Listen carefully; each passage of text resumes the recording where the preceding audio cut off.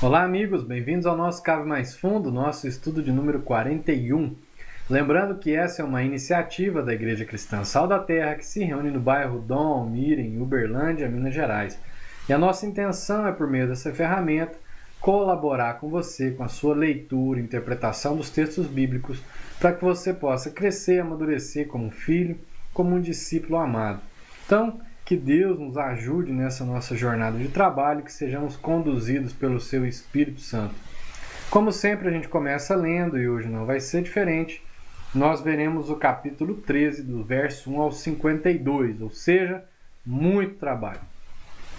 Do verso 1 ao 3 diz assim: Na igreja de Antioquia havia profetas e mestres, Barnabé, Simeão, chamado Níger, Lúcio de Cirene, Menahem, que fora criado com Herodes, o tetrarca, e Saulo.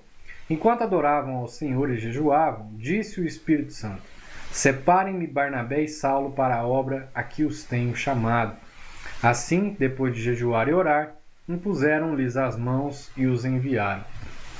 Bom, do capítulo 13, que nós estamos iniciando agora, até o capítulo 14, verso 28, nosso próximo estudo, eles tratam da primeira das 4 viagens missionárias empreendidas pelo apóstolo Paulo.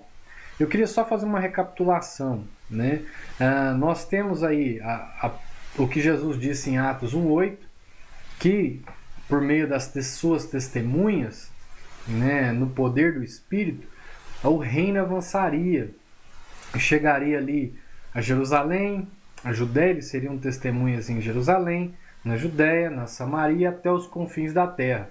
Então, até o capítulo 11, nós vemos o Evangelho alcançando Jerusalém, a Judéia, Samaria, ali a Galiléia, toda a região onde haviam povos semitas, né, onde haviam judeus. E aí, na Samaria, nós já vemos um povo misto recebendo o Evangelho, um povo de sangue misturado, um povo culturalmente, religiosamente mestiço, recebendo o Evangelho de Jesus Cristo. No capítulo 11, nós vemos que algumas igrejas do norte da África e outros lugares vão a Antioquia e ali pregam para gregos. E esse Evangelho começa a alcançar os confins da terra.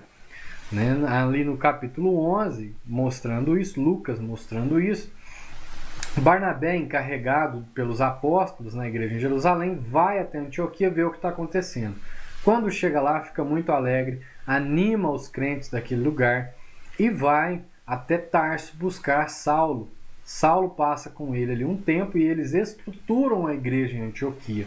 Ali no capítulo 11, ainda no final do capítulo 11, alguns profetas saem de Jerusalém e vão até Antioquia ver o que está acontecendo. Essa igreja que está se estruturando lá com grande parte de gentios. Um dos profetas que foi Ágabo. Ele prediz uma fome que vai haver em Jerusalém, ali na região da Judéia e tal.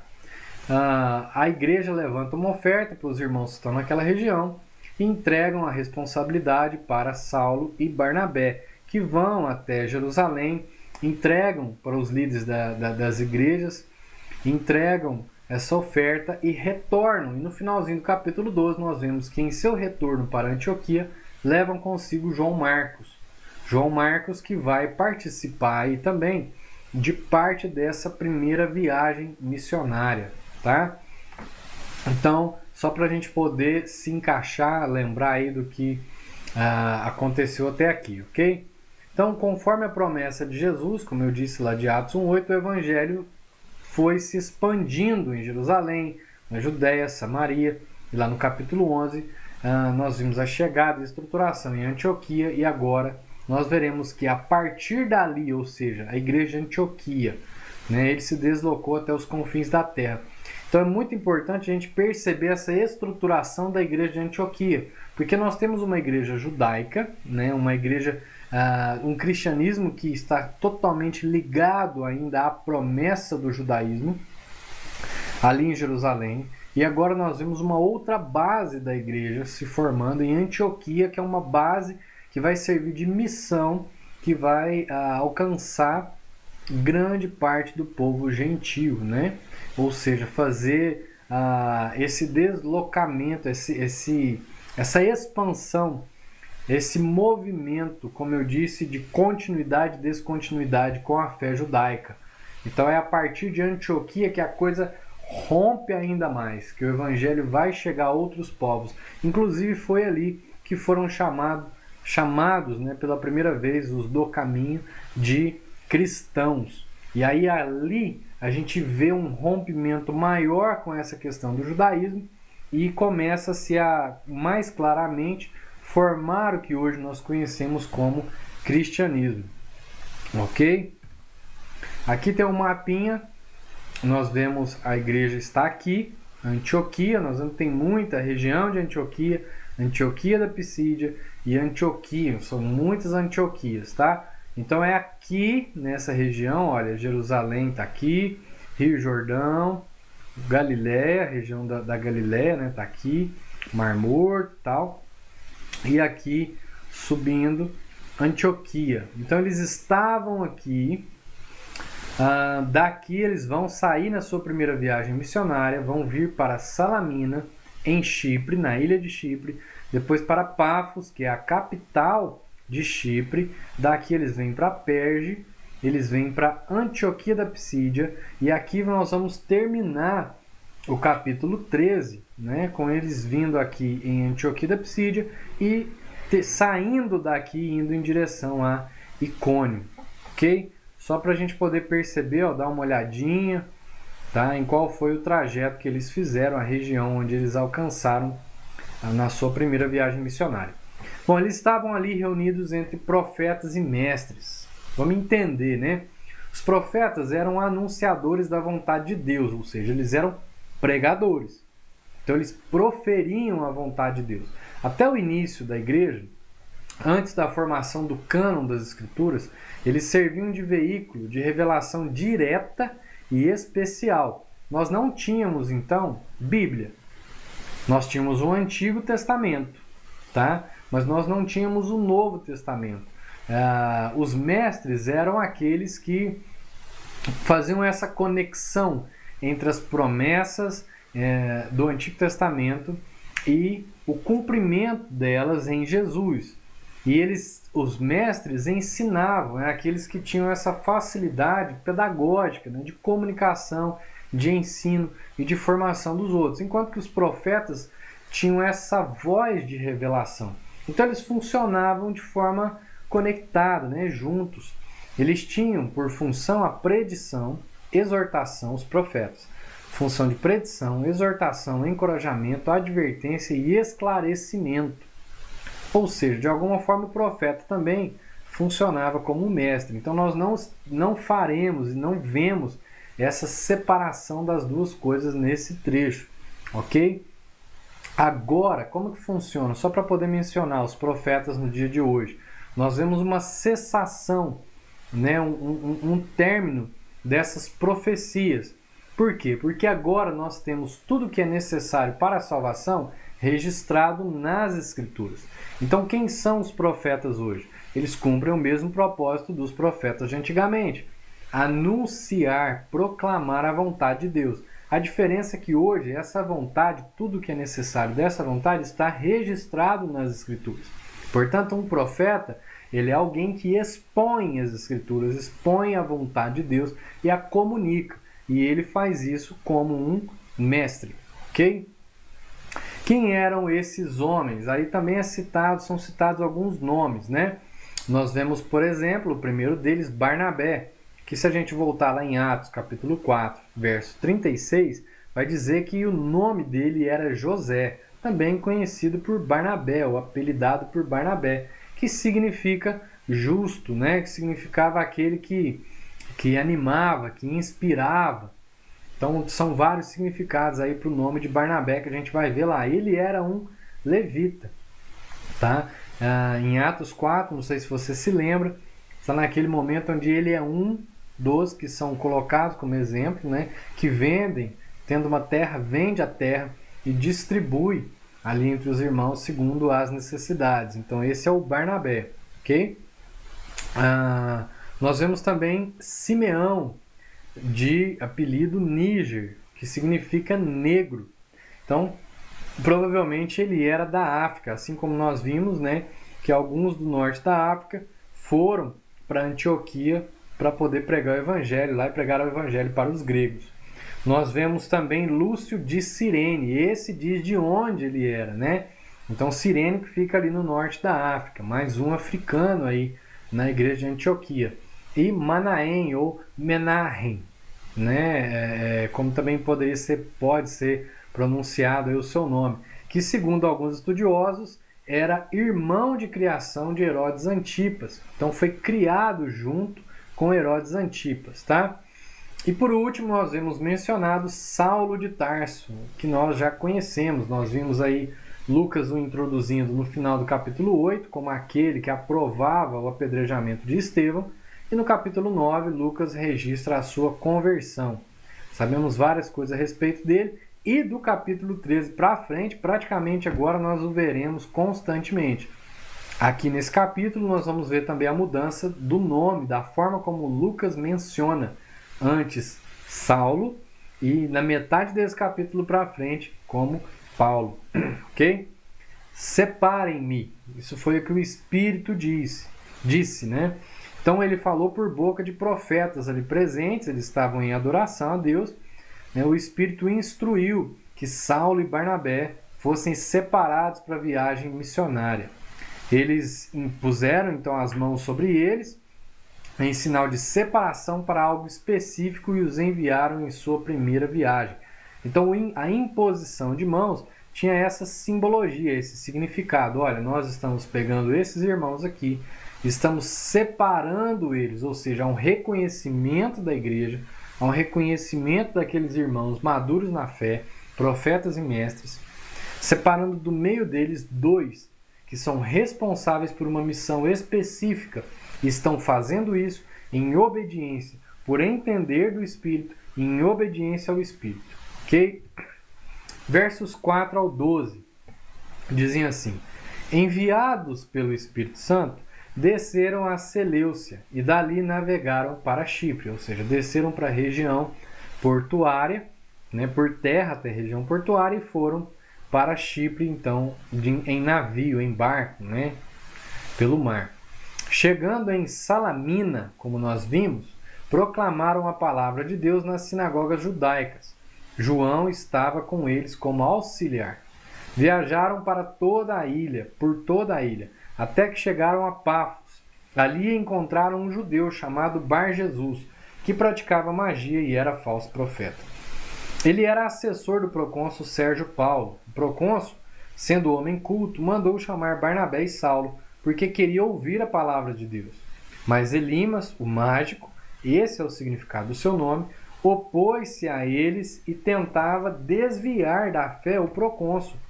Então Saulo, também chamado Paulo, cheio do Espírito Santo, olhou firmemente para Elimas e disse: filho do diabo, e inimigo de tudo que é justo, você está cheio de toda espécie de engano e maldade. Quando é que vai parar de perverter os retos caminhos do Senhor? Saiba agora que a mão do Senhor está contra você, e você ficará cego e incapaz de ver a luz do sol durante algum tempo. Imediatamente vieram sobre ele névoa e escuridão, e ele, tateando, procurando quem o guiasse pela mão. O procônsul, vendo o que havia acontecido, creu profundamente impressionado com o ensino do Senhor.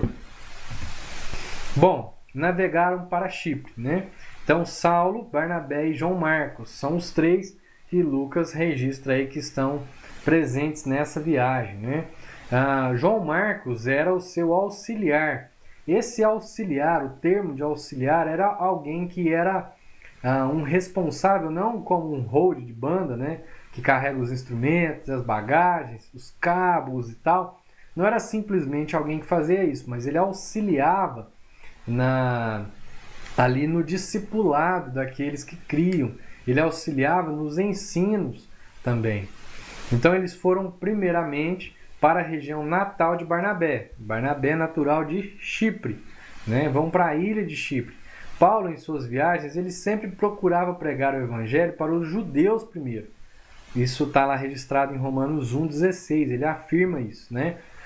Como em Salamina tinham muitas sinagogas, eles se dirigem a elas primeiro e de lá, atravessando toda a ilha, vão a Pafos, que é a capital da ilha de Chipre, onde encontram Elimas, o mágico. Então, isso era um caráter das viagens missionárias de Paulo. Quando ele chegava, ele procurava sinagogas e primeiro pregava aos judeus. Com a rejeição dos judeus, ele se direcionava aos gentios, ok? Então ali pregaram para vários judeus na região, atravessaram a ilha, não sabemos se passaram por várias cidades, foram direto para Pafos, o texto não diz isso, mas passaram pela ilha e divulgaram o evangelho pela ilha. Agora em Pafos, eles encontram Bar Jesus, que significa filho da salvação. Bar, do aramaico, significa filho. Jesus, que pode também ser traduzido por Josué, tá? Que significa salvação. Então seria um filho de Jesus, filho de Josué, ou, mais claramente, também filho da salvação. Mas ele também era conhecido por Elimas, que significa feiticeiro ou mágico, né? Certamente por se dizer assim, por predizer, por falar coisas, segundo ele, da parte de Deus. Lucas afirma que ele era um falso profeta, mas não necessariamente por falsas predições, mas por se autoafirmar, né, como um profeta, como alguém que falava em nome de Deus. Por isso, mágico. Nessa época, era comum os homens poderosos terem astrólogos ou mágicos sábios, né, também poderia ser sábios, por perto. Esse homem, que Paulo contrasta o nome chamando de filho do diabo, perceba que é Bar Jesus, ou seja, filho da salvação, filho de Jesus, filho de Josué, né? Depois Paulo, quando vai chamar a atenção dele, ele fala assim, você é um filho do diabo. Então ele está contrastando, né, o nome dele. Então Elimas, tenta impedir o procônsul Sérgio Paulo de ouvir a mensagem do evangelho. Então Paulo vai lá e exorta ele. E esse homem, esse procônsul Sérgio Paulo, ele era o governador do Senado romano. Aí a gente vê a diferença, por exemplo, de Herodes Antipas, né? Herodes Antipas, que era um tetrarca, um governador na região da Galiléia, que respondia diretamente para o Império Romano, enquanto que o procônsul era uma espécie de governador que respondia para o Senado romano. Então há essa diferença, mas é alguém de uma grande responsabilidade, né? Então Saulo, também chamado Paulo. Aí nós vemos agora essa mudança, porque a partir daqui Lucas vai começar a mencionar não mais Saulo, mas Paulo. E por que disso? Porque Saulo é a forma semítica, ou seja, faria muito mais sentido chamar Saulo dentro da cultura hebraica, dentro do povo judeu. Mas ele assume o ministério para os gentios, e ele vai dizer isso. Ele vai se colocar dessa forma, tanto ele quanto Barnabé. Então, agora ele passa a ser chamado, provavelmente já era em outros lugares, né, como Paulo, que é a forma grega do seu nome. Então não é que o nome dele mudou, simplesmente já existia, né, essa dupla forma de reconhecê-lo. Em alguns lugares provavelmente já o chamavam de Paulo, né? Mas agora, com o caráter da mudança do seu ministério, ele passa a ser reconhecido como Paulo, tá? Está relacionado então ao seu ministério, né? Cada vez mais abrangendo os gentios.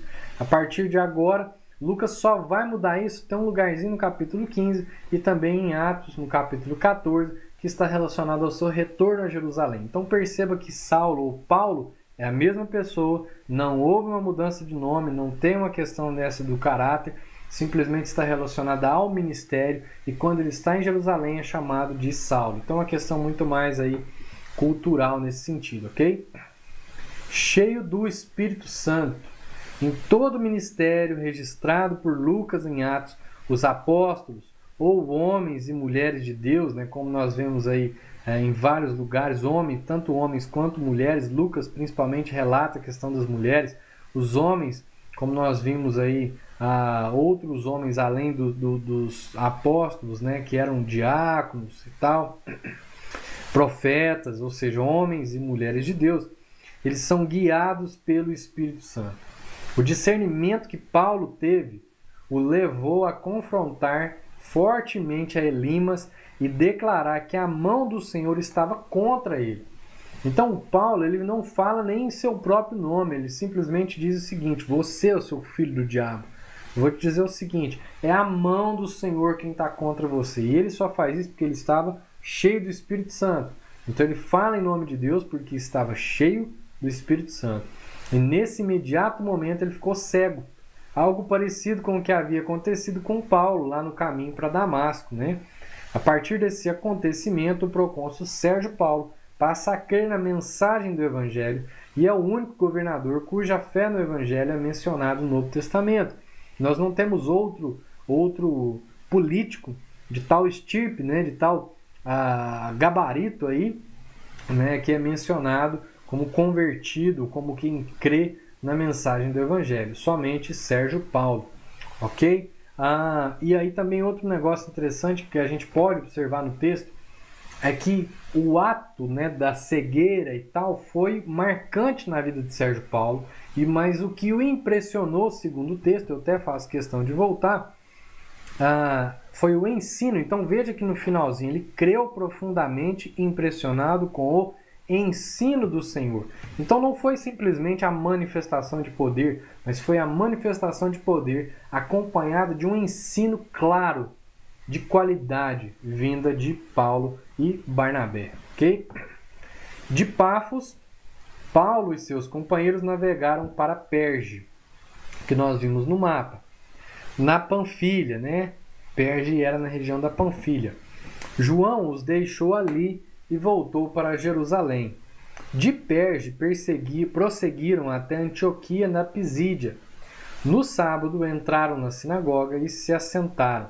Depois da leitura da lei e dos profetas, os chefes da sinagoga lhes mandaram dizer: irmãos, se vocês têm uma mensagem de encorajamento para o povo, falem.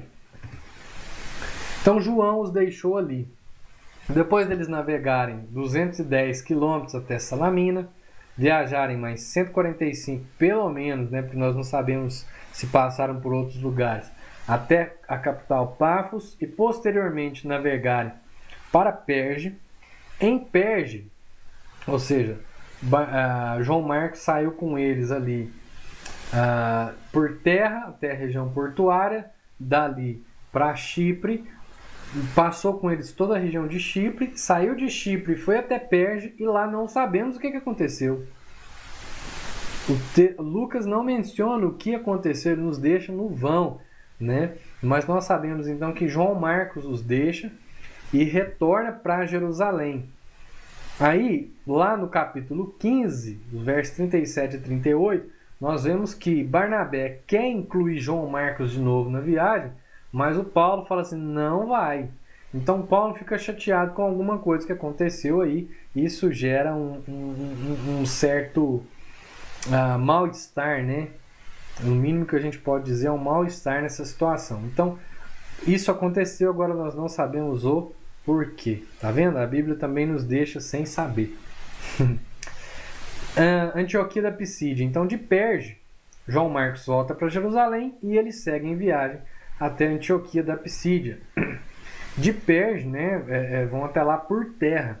E chegam, não sabemos se chega num sábado, mas quer dizer que num sábado eles tiveram a oportunidade de pregar à comunidade judaica como era costume. Nós vimos que isso já aconteceu desde quando chegaram em Salamina.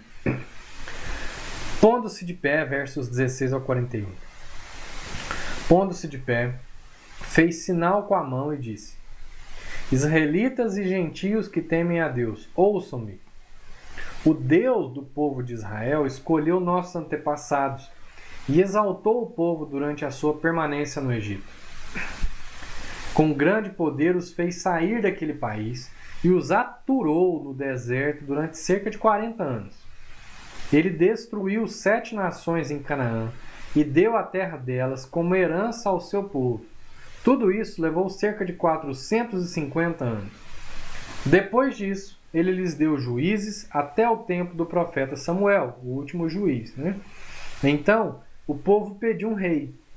E Deus lhes deu Saul, filho de Quis, da tribo de Benjamim, que reinou durante 40 anos. Depois de rejeitar Saul, levantou-lhes Davi como rei, sobre quem testemunhou: encontrei Davi, filho de Jessé, homem segundo o meu coração, ele fará tudo o que for da minha vontade. Da descendência desse homem, Davi, Deus trouxe a Israel o Salvador Jesus, como prometera. Antes da vinda de Jesus, João pregou um batismo de arrependimento para todo o povo de Israel. Quando estava completando sua carreira, João disse: quem vocês pensam que eu sou? Não sou quem vocês pensam. Mas eis que vem depois de mim aquele cujas sandálias não sou digno nem de desamarrar. Irmãos, filhos de Abraão e gentios que temem a Deus, a nós foi enviada essa mensagem de salvação. O povo de Jerusalém e seus governantes não reconheceram Jesus, mas ao condená-lo cumpriram as palavras dos profetas, que são lidas todos os sábados. Mesmo não achando motivo legal para uma sentença de morte, pediram a Pilatos que o mandasse executar. Tendo cumprido tudo o que estava escrito a respeito dele, tiraram-no do madeiro e o colocaram num sepulcro. Mas Deus o ressuscitou dos mortos, e por muitos dias foi visto por aqueles que tinham ido com ele da Galiléia para Jerusalém. Eles agora são testemunhas dele para o povo. Nós lhes anunciamos as boas novas. O que Deus prometeu a nossos antepassados, ele cumpriu para nós, seus filhos, ressuscitando Jesus, como está escrito no Salmo 2: Tu és meu filho, eu hoje te gerei. O fato de que Jesus o ressuscitou, de que Deus o ressuscitou dos mortos, para que nunca entrasse em decomposição, é declarado nestas palavras: Eu lhes dou as santas e fiéis bênçãos prometidas a Davi. Assim diz noutra passagem: Não permitirás que o teu santo sofra decomposição. Tendo, pois, Davi servido ao propósito de Deus em sua geração, adormeceu, foi sepultado com os seus antepassados e seu corpo se decompôs. Mas aquele a quem Deus ressuscitou não sofreu decomposição. Portanto, meus irmãos, quero que saibam que mediante Jesus lhes é proclamado o perdão dos pecados. Por meio dele, todo aquele que crê é justificado de todas as coisas das quais não podiam ser justificados pela lei de Moisés. Cuidem para que não lhes aconteçam o que disseram os profetas. Olhem, escarnecedores, admirem-se e pereçam, pois nos dias de vocês farei algo que vocês jamais creriam se alguém lhes contasse. Bom, essa foi a pregação de Paulo, né, lá na sinagoga. E, nossa, que pregação fantástica, né? Eu tentei fazer uma leitura aqui que a gente já pudesse absorver, já que nós não, tentando fazer um capítulo por dia, não conseguiremos entrar nos detalhes ricos dessa pregação, né? Bom, israelitas e gentios que temem a Deus. Quem eram os ouvintes de Paulo naquele momento? Então, as sinagogas, elas eram compostas de judeus e gentios que adoravam a Deus e assistiam aos cultos. Alguns circuncidados e outros não. Os circuncidados eram os prosélitos, né? Aqueles que não eram circuncidados, como a gente viu lá que era o caso do eunuco, eram alguns que criam na mensagem dos judeus, que frequentavam constantemente as sinagogas judaicas, tá? Mas que por não passar pela circuncisão não eram acrescentados ao povo, mas era alguém que estava ali próximo e via nesse Deus dos judeus um Deus a quem criam, né? E se apegavam. Então esse era o público que estava ali ouvindo Paulo. A ordem do culto nas sinagogas era o Shema, e Shema Israel, né? Que está lá em Deuteronômio 6,4, ouve a Israel, há um só Deus, o Senhor e tal. Então primeiro era feito isso, depois uma oração do líder da sinagoga, tinha sempre um líder, um anjo, um responsável, né? A leitura do Pentateuco, de um trecho do Pentateuco, né? No sábado também dos profetas, então além do Pentateuco tinha a leitura dos profetas, e o sermão, seria ali a exposição e aplicações feitas por um membro idôneo da congregação, conforme a gente vê lá Jesus fazendo em Lucas 4, de 1 a 6. Então foi nesse momento, após o Shema, após a oração do líder, após a leitura do Pentateuco, como era sábado, a leitura dos profetas, aí então o Paulo, o Barnabé foram convidados a essa exposição, a essa aplicação, explicação e aplicação dos textos. Então, após essa leitura, foi dada a voz para eles. Vocês têm alguma palavra de inspiração, de exortação para nós? E então Paulo, levantando a mão e acenando, que era a forma que ele dizia, olha, então irmãos, eu vou falar com vocês. Ele foi e proferiu o seu sermão.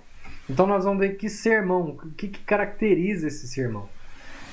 Esse, né, não é o primeiro sermão pregado por Paulo, mas é o primeiro sermão que é detalhado por Lucas. Lucas já havia detalhado o sermão de Estevão e já havia detalhado sermões de Pedro, mas é o primeiro sermão que ele detalha de Paulo, tá?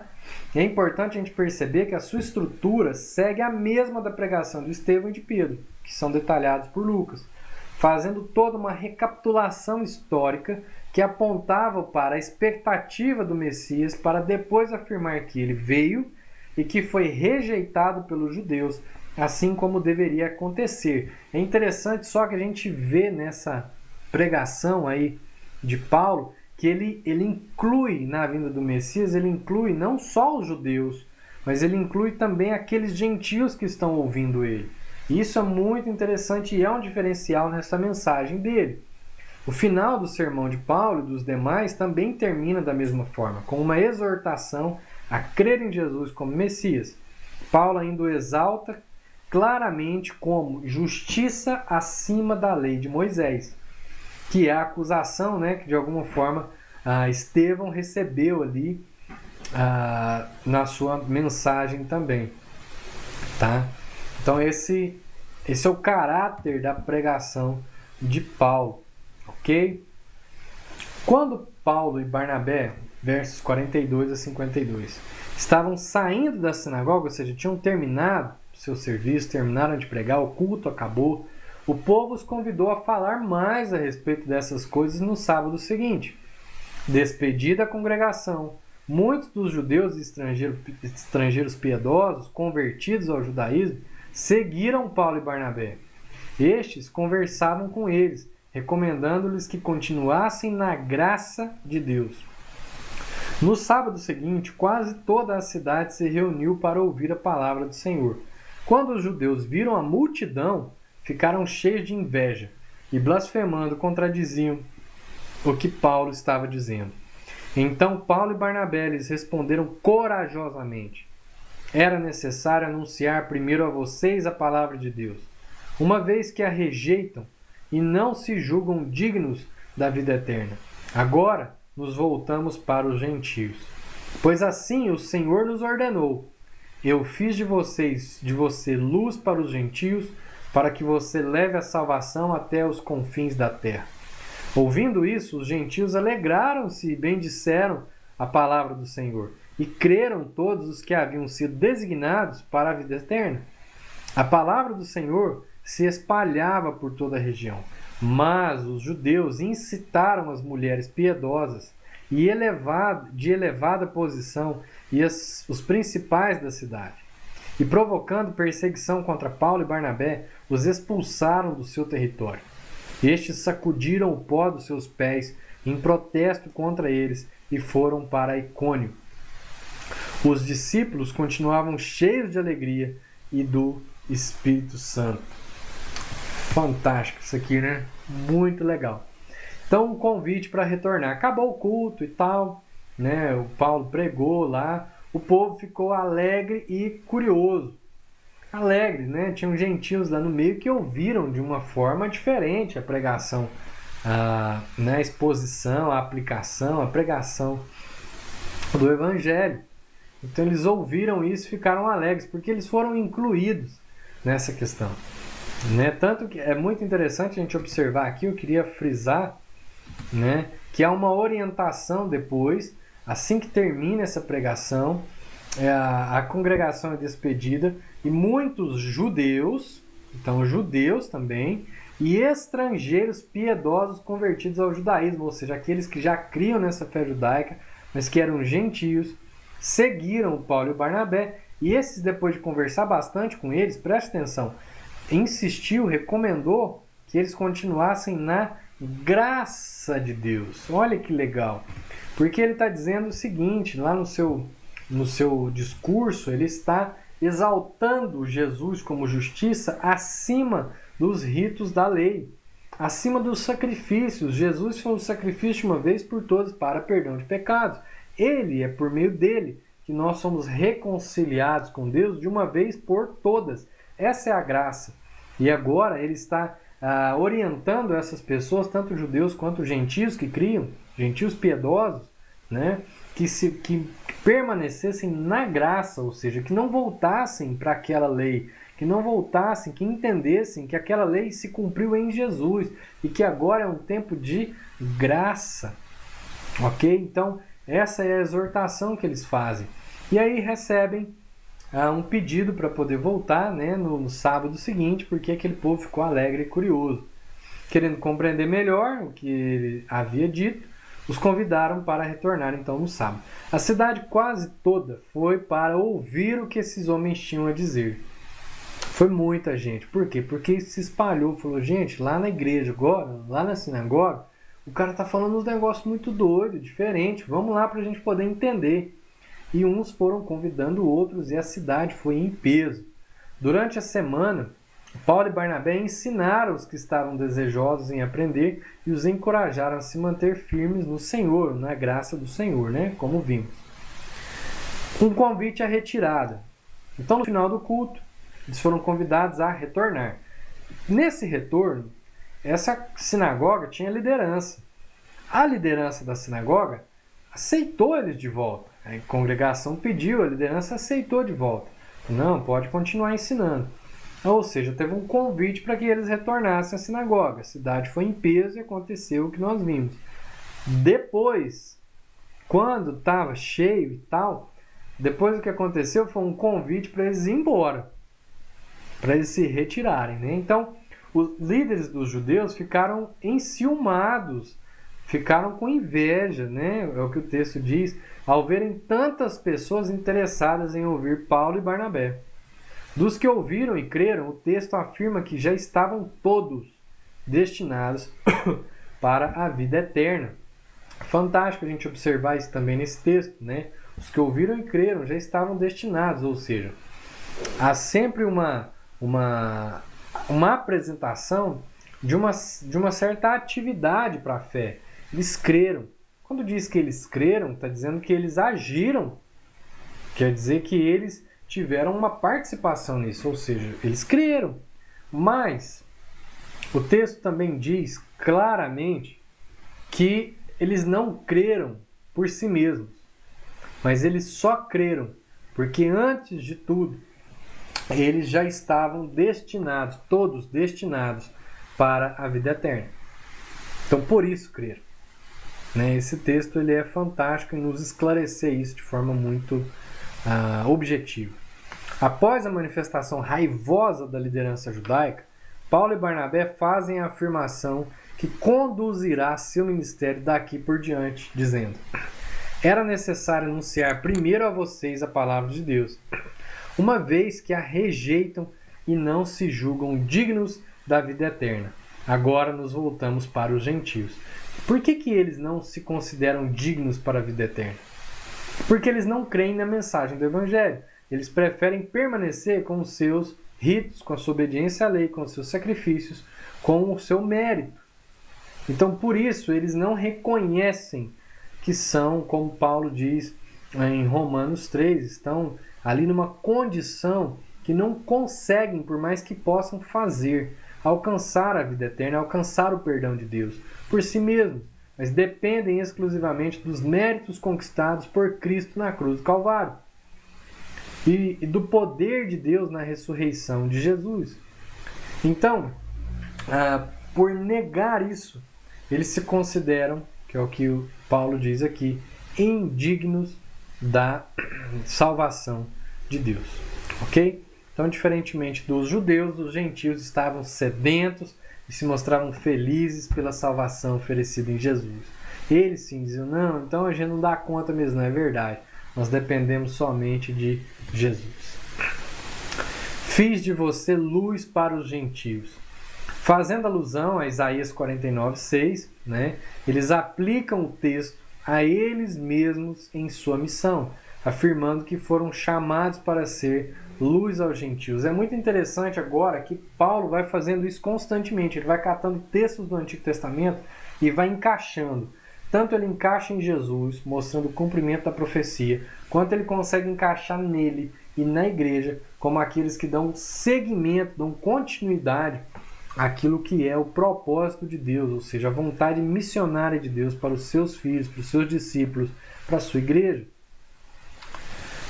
A ideia completa a afirmação corajosa que haviam feito a liderança dos judeus e conduzia rigidamente o ministério de Paulo por onde quer que fosse. Primeiro aos judeus, e esses que rejeitam, então eles vão para os gentios, né? A palavra do Senhor se espalha por toda a região. A fidelidade de Deus superava a oposição religiosa de judeus ou de governadores. Pelo poder do Espírito Santo, o reino de Deus avançava e as testemunhas permaneciam fiéis. Então, por isso a palavra do Senhor se espalhava por toda a região. Porque daquela sinagoga, muitos daquela cidade, por meio daquela sinagoga, por meio da pregação, por meio do trabalho de discipulado que eles faziam ao longo da semana, esclarecendo dúvidas, ensinando aquele povo, né? Por meio de todo esse trabalho, os discípulos iam aumentando e a igreja, esses discípulos cheios do Espírito, iam espalhando esse evangelho e o reino ia crescendo e alcançando toda a região. Isso é fantástico, esse movimento, essa dinâmica do Espírito, né? Os judeus incitaram as mulheres piedosas de elevada posição e os principais da cidade. Então, em contraste com a alegria dos gentios, se manifestava o ciúme dos judeus. Eles usaram a influência religiosa para manipular a elite econômica e política a fim de expulsar da cidade aqueles que a colocavam de cabeça para baixo. Então nós vemos eles usando da influência que a sinagoga tinha nas mulheres, né, importantes. Quem eram mulheres piedosas, mulheres importantes? Eram piedosas porque essas mulheres frequentavam a sinagoga. E elas eram importantes porque elas eram de classe alta, ou seja, era uma elite econômica, né? E também pessoas ali, homens de principais da cidade, né? Ou seja, homens de elevada posição. Então pega essa elite econômica e política para poder influenciar para que esses homens pudessem ser expulsos da cidade.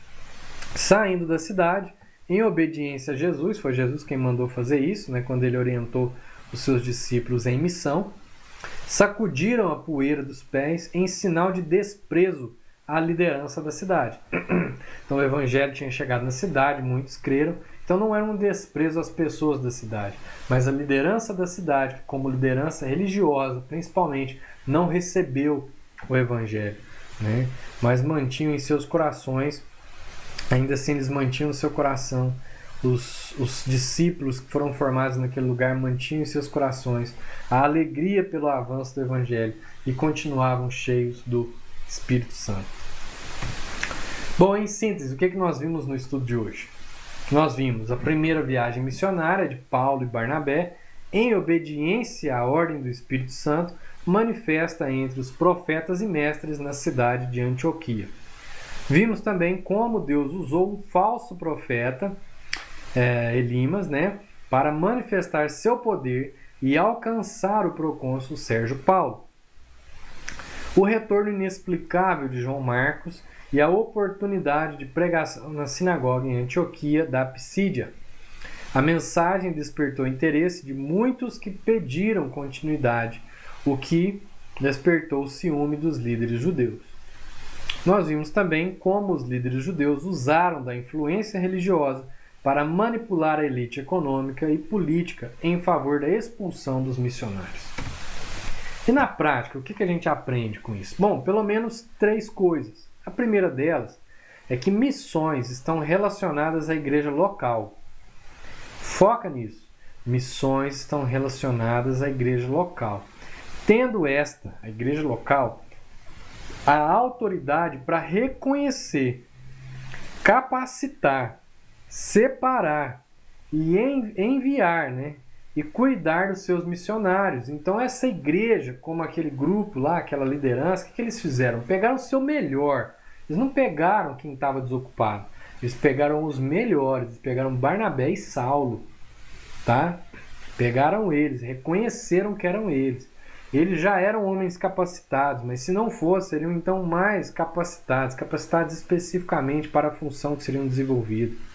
Foram separados, foram colocados ali diante da igreja, foram colocadas as mãos sobre eles e disseram: esses aqui vão cumprir essa missão, esse propósito específico. Enviaram esses homens, cuidaram dos seus missionários.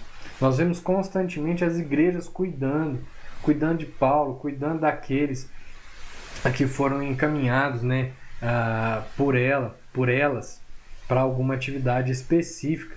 Nós vemos já antes disso como que Pedro e João vão até essas igrejas para poder reconhecer esses trabalhos. Então há uma importância de estruturação, uma importância de institucionalização dos processos nesse sentido. Okay? Não é um enrijecimento, não estou defendendo enrijecimento. Estou dizendo estruturação, estou dizendo institucionalização no sentido saudável da palavra. Paulo e Barnabé serviam a igreja em Antioquia e foi a partir dela que foram enviados segundo a direção do Espírito, compreendida e obedecida pelos irmãos. Segunda coisa que a gente pode aprender de forma prática: a oposição espiritual, quando bem compreendida, serve de degrau para que a glória de Deus seja manifesta, o evangelho alcance mais pessoas e o reino de Deus avance. Então, o Paulo pegou e compreendeu com Elimas o que ele estava fazendo ali, que espírito que era aquele. Então havia uma oposição espiritual. Paulo, cheio do Espírito Santo, repreendeu o cara e falou em nome de Deus. E aquilo ali serviu para que o governador, o procônsul daquela região, fosse alcançado e ficasse assim surpreso, né, espantado com o tamanho e poder de Deus e clareza na explicação daquilo que eles falavam. Então ele recebe ali o evangelho. Então a oposição espiritual, quando bem compreendida, ela serve de degrau para que a glória de Deus seja manifesta, o evangelho alcance mais pessoas e o reino de Deus avance. Terceira coisa que a gente aprende na prática: quando o evangelho é devidamente pregado e a oposição se levanta, ainda que a situação ofereça riscos à integridade física, o coração do discípulo se alegra e ele permanece exultante no Espírito Santo, pois foi fiel ao seu Senhor. Então esses homens são expulsos de Antioquia da Psídia. A cidade, o governo da cidade, quem são os responsáveis ali, né, influenciados, inflamados pela liderança ciumenta dos judeus, expulsam aqueles homens, sacodem, eles batem os pés e sacodem a poeira. Mas os discípulos que ficam naquele lugar, eles ficam com seus corações alegres e ficam cheios do Espírito Santo.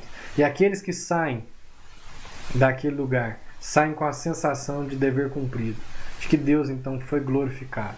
Por isso essa oposição, né?